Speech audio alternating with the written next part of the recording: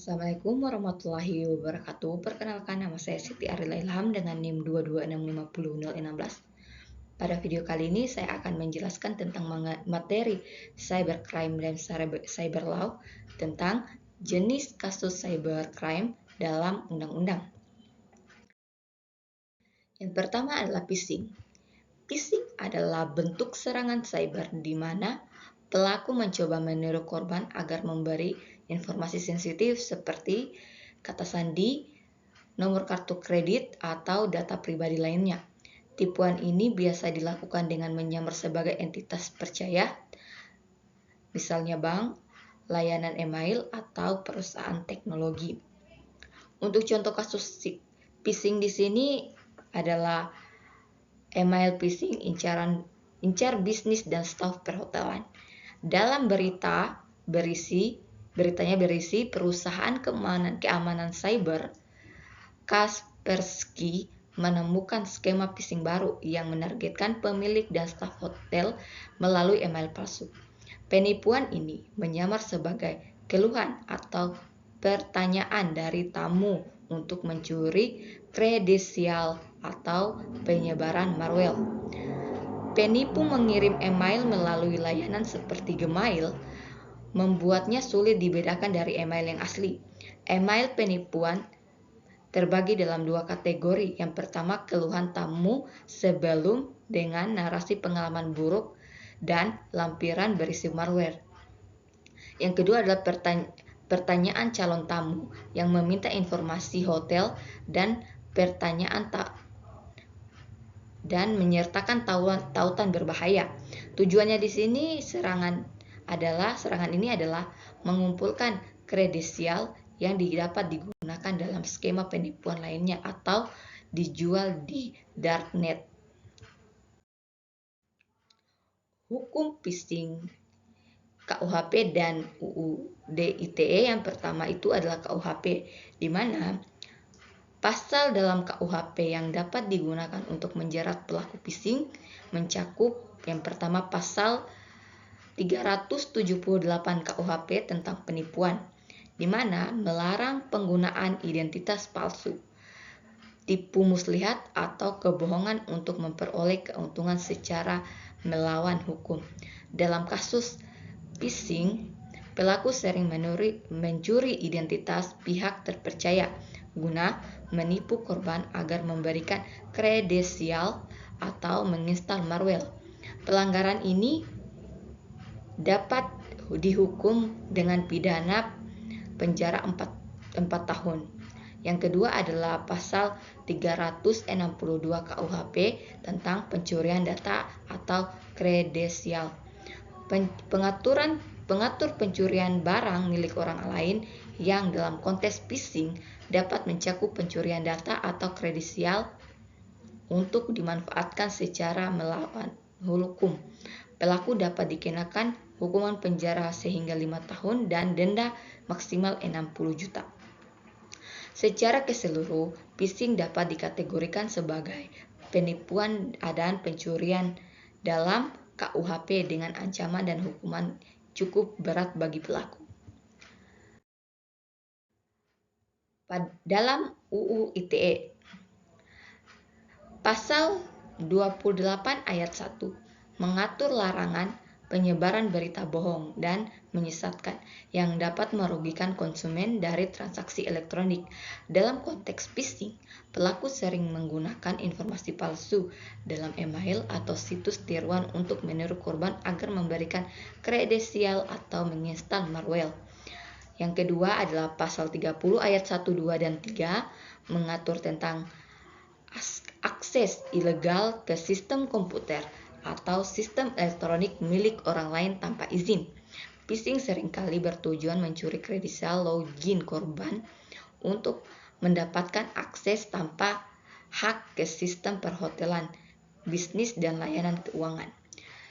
Pasal 32 ayat 1 di mana melarang perbuatan mengubah, menghapus, atau mengambil data elektronik tanpa izin.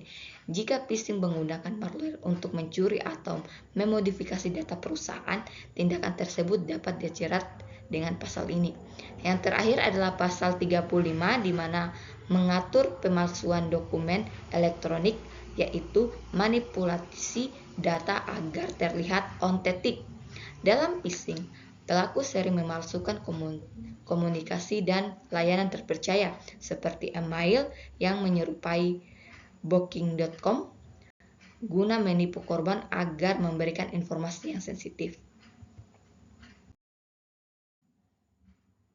Untuk undang-undang ITE yang berikutnya yaitu dari segi sanksi, pelaku phishing dapat dikenakan hukuman pidana berat di antara lain, yaitu yang pertama adalah pasal 45A ayat 1, penyebaran informasi palsu dapat dihukum sehingga 6 tahun penjara atau denda maksimal 1 miliar. Yang kedua adalah pasal 46 ayat 3, akses ilegal ke sistem elektronik dan dikenai hukuman 8 tahun penjara atau denda sehingga 800 juta. Yang ketiga adalah pasal 48 ayat 1, mengubah atau mencuri data tanpa izin dapat dikenakan 8 tahun penjara atau denda maksimal 2 miliar. Dengan demikian, phishing termasuk kejahatan digital yang serius di Indonesia dan dapat dijerat dengan berbagai pasal dalam UU ITE dengan ancaman hukuman yang cukup berat. Kasus phishing terhadap hotel mencakup penipuan, pencurian data, akses ilegal, dan memalsukan dokumen elektronik. Oleh karena itu, pasal-pasal dalam KUHP, pasal 378 tentang penipuan dan pasal 362 tentang pencurian serta UU ITE pasal 28, 30, 32 dan 35 dapat digunakan untuk menjerat pelaku kejahatan tersebut.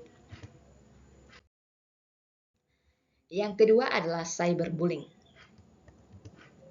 Cyberbullying adalah bentuk perundungan yang dilakukan oleh teknologi digital seperti media sosial, pesan teks, email, atau platform online lainnya. Berbeda dengan bullying komersial, cyberbullying dapat terjadi kapan saja, di mana saja, dan memiliki dampak yang lebih luas karena tersebar dengan cepat di internet. Contoh kasus cyberbullying di sini adalah seperti itu Luluk Nuril melakukan cyberbullying, korban hilang percaya diri. Isi beritanya itu adalah selegram asal Probolinggo, Luluk Sofiatul Janna atau Luluk Nuril dilaporkan KPAI atas dugaan bullying terhadap siswa SMK yang sedang KPL. Akibat kejadian ini, korban mengalami kehilangan kepercayaan diri, kecemasan, bahkan sempat ingin berhenti dari PKL-nya. KPAI menegaskan bahwa dampak bully cyber sangat serius, termasuk depresi dan kesulitan beradaptasi, sehingga kasus ini tetap perlu diproses hukum meskipun pelaku telah meminta maaf. Luluk akhirnya meminta maaf secara terbuka terhadap Kapolres Probolinggo kepada kepala sekolah, guru, dan orang tua korban, mengakui bahwa tindakannya tidak bijaksana serta menyesali kegaduhan yang dia timbulkan. Untuk hukum cyberbullying di KUHP dan UU ITE, yang pertama KUHP itu ada beberapa pasal. Yang pertama itu pasal 310 KUHP tentang pencemaran nama baik, mengatur hukum bagi siapa saja yang sengaja menyerang kehormatan atau nama baik seseorang dengan menundukkan sesuatu agar diketahui oleh umum. Dalam konteks cyberbullying, ini dapat diterapkan jika pelaku mempermalukan korban di media sosial atau platform publik lainnya. Pelaku dapat diancam dengan hukuman penjara 6 bulan dan denda. Yang kedua adalah pasal 315 KUHP tentang penghinaan ringan. Di sini jerat tindakan penghinaan yang tidak termaksud pencemaran nama baik secara tertulis tetapi dapat menyerang martabat seseorang. Ini bisa mencakup penghinaan verbal atau tertulis yang dilakukan langsung oleh kepada korban atau memperluas ke publik. Jika tindakan pelaku dianggap merendahkan martabat kehormatan korban, maka ia dapat dikenakan hukuman penjara 4 bulan atau 2 minggu dan denda. Yang ketiga adalah pasal 335 KUHP, yaitu perbuatan tidak menyenangkan.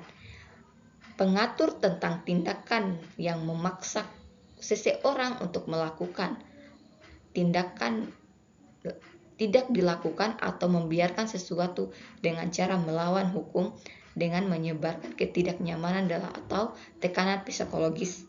Jika korban mengalami tekanan psikologis akibat tindakan cyberbullying, pasal ini dapat digunakan untuk menjerat pelaku dengan hukuman penjara maksimal 1 tahun dan denda. Pasal ini menunjukkan bahwa cyberbullying bukan sekedar tindakan merugikan di media sosial, tetapi juga merupakan pelanggaran hukum yang dapat diproses secara pidana. Jika terbukti bersalah, pelaku dapat dikenai sanksi yang cukup berat sesuai dengan ketentuan dalam KUHP. UU ITE. Beberapa pasal Undang-Undang ITE dapat digunakan untuk menjerat pelaku cyberbullying melalui media sosial, terutama jika tindakan tersebut mencemarkan nama baik atau menyebarkan kebencian. Yang pertama yaitu pasal 27 ayat 3, pencemaran nama baik secara elektronik. Pengaturan hukum bagi siapa saja yang menyebar atau membuat informasi bermuatan penghinaan dapat diakses secara elektronik jika video penghinaan terhadap korban dipublik di media sosial atau sehingga penyebaran hilang kepercayaan diri.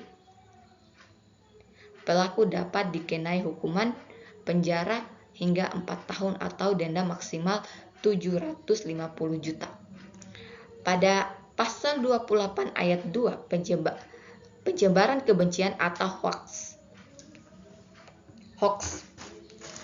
Pelanggaran penyebaran informasi dapat menimbulkan kebencian atau permusuhan terhadap individu atau kelompok tertentu.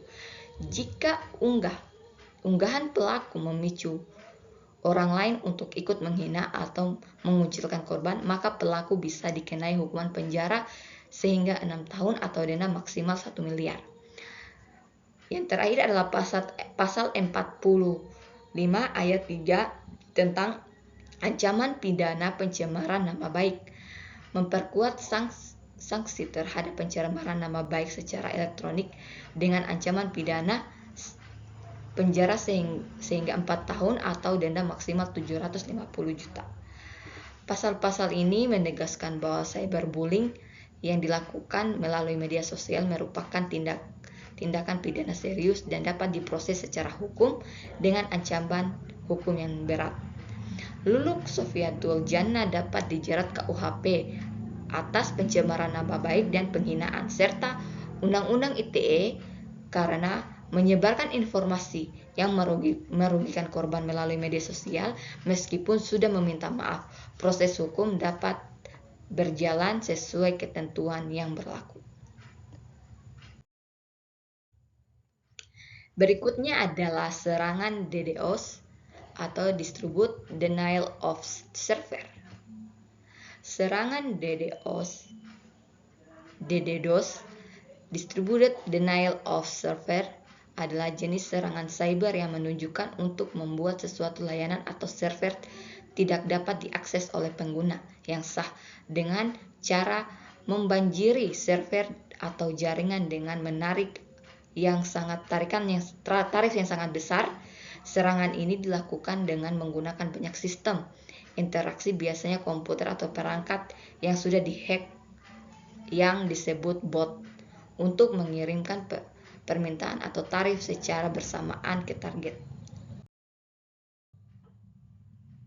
Contoh kasus serangan DDoS adalah DDoS industri gaming jadi ancaman terbanyak bagi target aplikasi web, di mana isi beritanya itu adalah serangan DDoS atau Distributed Denial of Server terus meningkat, mengancam aplikasi web atau API yang viral bagi dunia digital.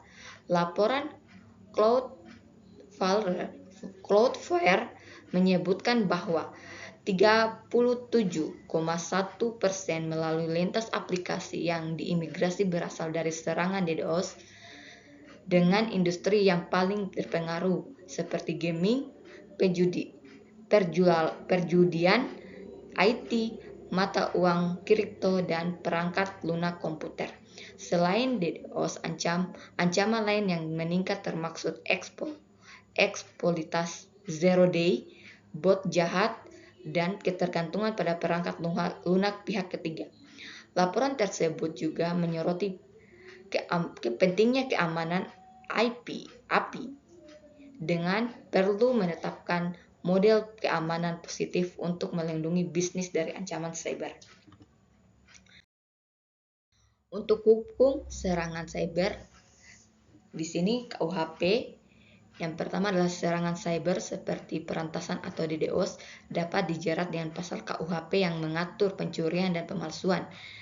Yang pertama itu pasal 362 KUHP tentang pencurian dan pasal 363 KUHP pencurian dan pemberatan. Jika serangan cyber digunakan untuk mencuri atau curi data atau informasi penting dari korban seperti data pribadi atau finansial, maka pelaku dapat dikenai hukuman sesuai pasal-pasal tersebut. Pencurian dianggap sebagai tindakan merugikan bagi pihak bersangkutan secara material. Yang kedua adalah pasal 386 KUHP pemalsuan. Dalam konteks serangan cyber, jika pelaku menggunakan identitas palsu atau melakukan pemalsuan dalam rangka penyerangan seperti pemalsuan alamat IP dalam serangan DDoS, maka pasal ini dapat diterapkan untuk menjerat pelaku. Pemalsuan alamat IP yang salah satunya model yang sering digunakan dalam serangan untuk menyembunyikan identitas asli pelaku. Dengan demikian, baik pencurian data maupun pemalsuan identitas yang terjadi dalam serangan cyber dapat diproses secara hukum dengan mengacu pasal-pasal dalam KUHP. UU ITE. Dalam UU ITE beberapa pasal dapat diterapkan untuk tindak pidana yang terkait dalam serangan cyber. Yang pertama, pasal 27 ayat 3 mengatur tentang akses ilegal termaksud merantas dan penyusupan data sistem elektronik tanpa izin. Serangan DDoS yang mengganggu akses aplikasi web dianggap sebagai tindak pidana ini. Pasal 30 mengatur tentang perusakan sistem elektronik seperti serangan DDoS yang merusak atau mengganggu operasional sistem atau aplikasi yang sah. Pasal 33 mengatur tentang penyalahgunaan teknologi informasi untuk menyebabkan kerugian material atau mengganggu layanan yang berlaku untuk serangan DDoS atau bot yang mengganggu layanan web. Yang terakhir adalah pasal 46 menetapkan ancaman pidana bagi pelaku pelanggaran hukum yang terkait. Sistem elektronik termasuk dalam kategori serangan cyber yang menyebabkan kerugian. Pasal-pasal ini menunjukkan bahwa serangan cyber termaksud DDoS dapat dijerat dengan berbagai tindak pidana dalam Undang-Undang ITE. Serangan cyber seperti DDoS, eksploitasi zero day, dan penggunaan bot jahat dapat dijerat dengan tindakan pidana dalam KUHP dan Undang-Undang ITE seperti pencurian data, kerusakan sistem elektronik, penyalahgunaan teknologi. Pasal-pasal terkait akses ilegal, penyelundupan, dan kerusakan sistem sangat relevan untuk menangani serangan cyber ini. Oke, mungkin itu saja video penjelasan dari saya. Lebih dan kurangnya mohon dimaafkan. Wabillahi taufiq wal hidayah. Wassalamualaikum warahmatullahi wabarakatuh.